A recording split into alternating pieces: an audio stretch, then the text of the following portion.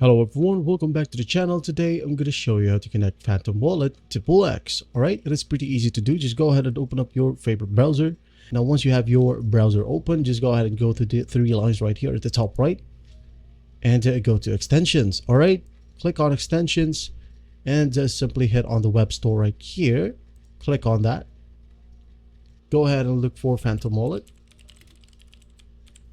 And hit on enter. Alright, click the first one right here. And simply hit on add to Brave.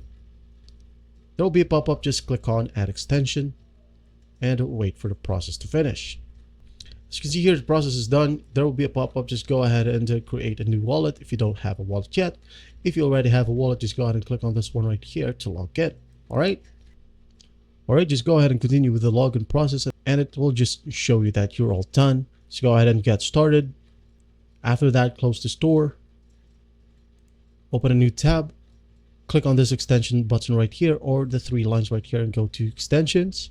And as you can see here, Phantom Wallet is now added. Again, click on the extensions button right here and click on your Phantom Wallet and this one will pop up. Alright, first thing that you need to do here is just go ahead and tap on receive and make sure to select Solana.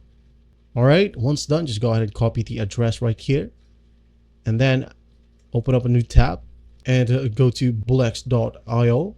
Alright, once you're in here, just go ahead and connect your Telegram account to open up the platform. Alright, so basically what you're gonna do in the BullX website is just to go to the left pane right here, click on this wallet icon, and again there will be a pop-up. Just go ahead and click on wallet address.